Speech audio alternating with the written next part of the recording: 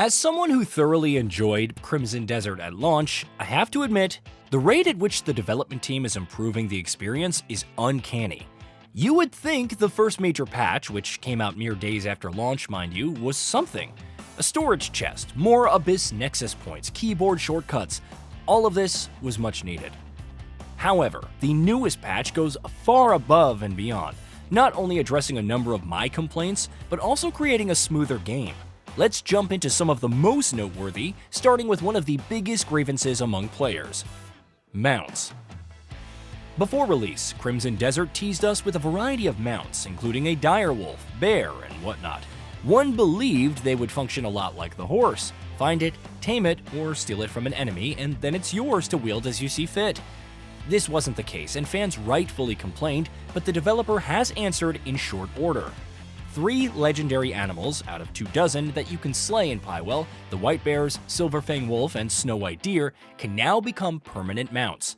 Pre-patch, that would have been it, but you can take their materials to a witch and obtain sigils to summon them as mounts whenever you like. The same goes for the Rock Tusk Warthog and Icicle Edge Alpine Ibex, 2 mounts obtained from boss fights. You'll even receive the materials needed for any legendary animals slain per pre-patch via the extra rewards list, so all you need to do is visit the witch for crafting the sigil and voila.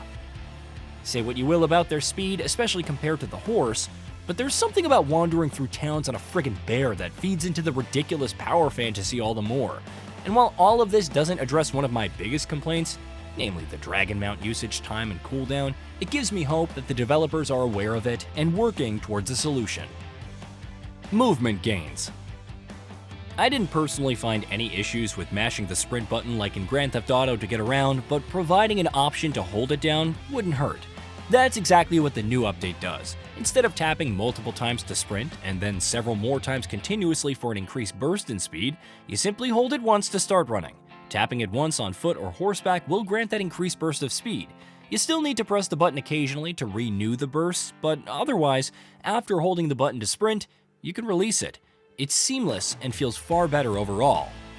Then, there's gliding, which always felt annoying outside of the Abyss due to the stamina consumption. Lo and behold, it now requires less stamina than before, and you can now use certain equipment while airborne. The aerial stab bug that allowed for infinite flying has been patched, but there is a nice compromise. On top of improving the animation of the attack, each successive use consumes more stamina. You can still sort of fly around to an extent if you have the stamina. Oh, and did I mention that the stamina requirements for aerial maneuver and aerial swing have been reduced?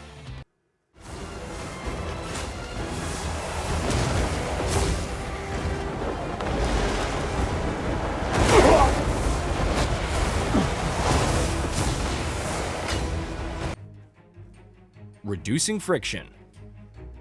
As nice as it is to learn all the nuances of the game's many systems, sometimes the friction could be overbearing.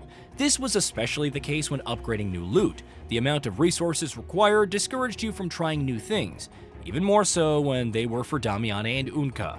To address this, we have refinement tokens, awarded from select main and faction quests, awarded respectively if you've already completed them. These can be used to upgrade equipment to tier 4 without using any additional resources. You'll still need to mine and whatnot for going beyond that, which has also become easier, more on that shortly. Now you can immediately try any new gear without feeling like it's a massive drop in damage or defense, especially in the early to mid game. While mining can still be a drag, the mining knuckle drill has been changed so that it will auto-collect ores obtained from drilling. The same goes for the Demonesian chainsaw with trees. Chests with various materials can also be discovered throughout Pywell, and any inventory bags obtained after maxing out your overall slots, which is 240, will now instead grant crafting resources. UI polishing.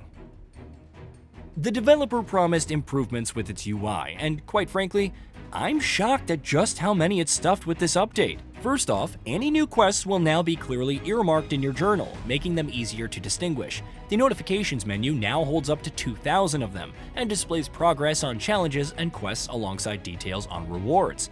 Anvils and keys are helpfully indicated on the minimap, which can now have a north direction affixed to the top for better orienting oneself while exploring. Even cooking and crafting menus of the same type will be showcased as a single group rather than spread out. And no more having to constantly select Use All when opening pouches. It's now the default, making it that much quicker to rip open for that sweet, sweet 50 copper. Visual improvements. I'm looking for the Grey Mains. Aye. What is it? I bring a message from Marquis Circus. A large delegation from Demonis will attend the Harvest Festival banquet. If you are able, he strongly urges that you attend. A banquet? That's sudden. The Marquis mentioned he may need your help. I'll take my leave. No. Another unexpected addition for those on consoles, fixed 4K output, which sets the game resolution to 4K, whether your monitor supports it or not. When used in performance mode on the base PS5, FSR is applied for upscaling. For PC players, hair, fur, and clothing, among other translucent materials, have improved rendering when FSR-R or DLSS-RR is applied.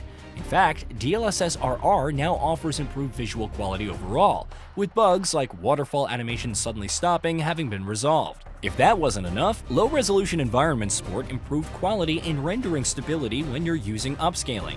This is in addition to various stability and performance improvements alongside reduced loading times when respawning or venturing between abyss traces.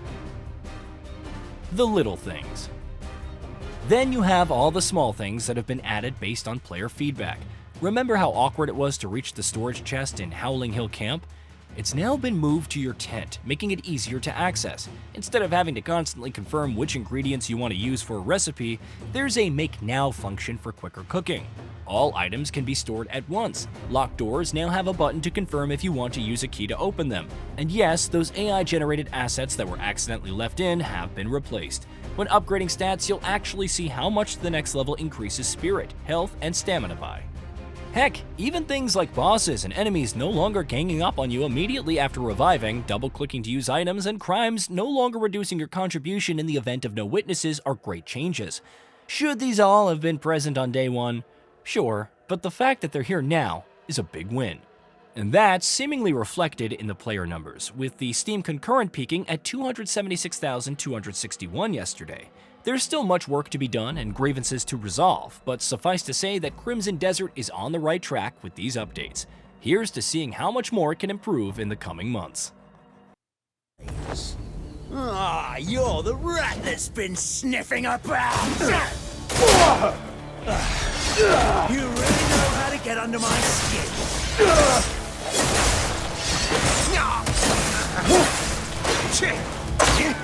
Fortune starts to favor me, you go and spoil it!